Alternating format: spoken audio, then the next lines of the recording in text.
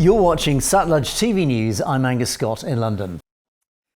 Following the widespread reports of an arson attack yesterday against the Indian consulate in San Francisco, it was quickly reported across the media that the perpetrators had been from the Sikh community, despite there being no evidence whatsoever to point to this.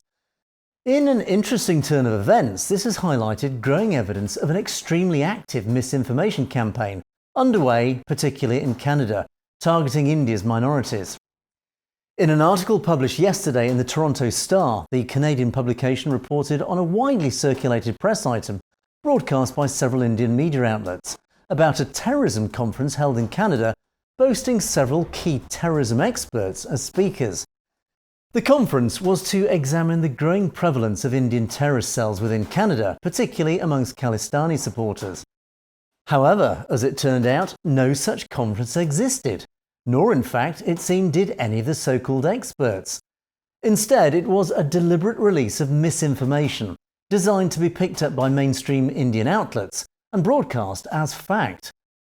And of course sending out the subliminal message that Khalistani terrorists actually existed amongst Canada's Sikh diaspora. In fact, this is only the latest evidence of a deliberate and widespread covert operation ongoing for years, generated from India, designed to marginalise and damage political threats to India's ruling party.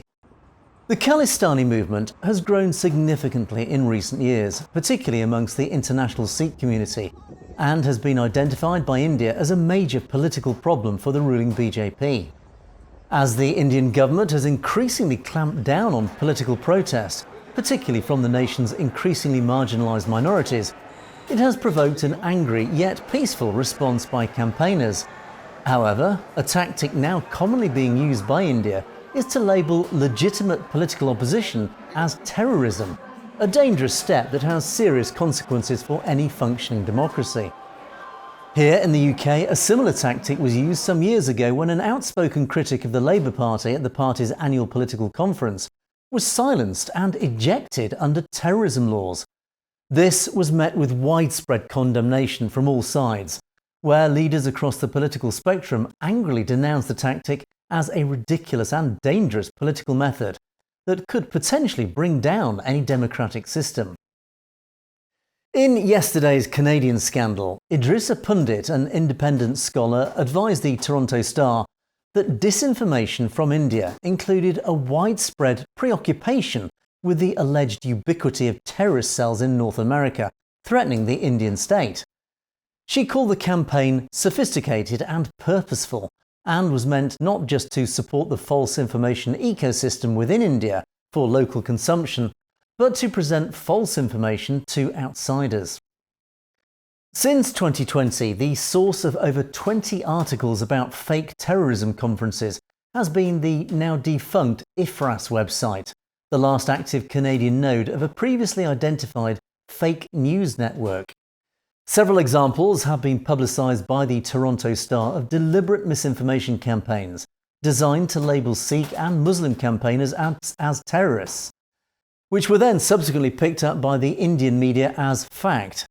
As a result, understandably, many Indians now wrongly believe that the Sikh diaspora is a hotbed of terrorist activity, although no genuine evidence exists and where in fact all political activity has been widely praised by the international community for its peaceful campaigning against an increasingly hostile Indian government. International concern has been raised on several occasions by many human rights organisations, and even ex-President Obama, about the state of political freedom in India. Indian news outlets painting Canadian Sikhs as a danger coincides with a sharp decline in India's press freedom in recent years.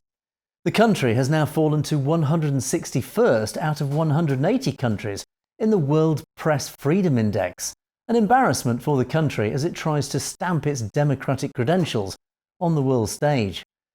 Campaigners are now frequently calling for Narendra Modi's government to stop the divisive and self-destructive covert tactics and instead allow the country's various communities to unite to contribute to India's future success together on the global stage. You've been watching Satluj TV News, and you can find more stories in detail on our channel, that's Satnet News, so it's worth clicking on that subscribe button to make sure you get to see stories as they're broadcast. And don't forget, if you have any comments or opinions on any of our news stories, you can comment below, or indeed drop us a direct message at message@satlujtv.com, and we'd love to hear from you. In the meantime, thanks for watching. For Satluj TV News, I'm Angus Scott in London.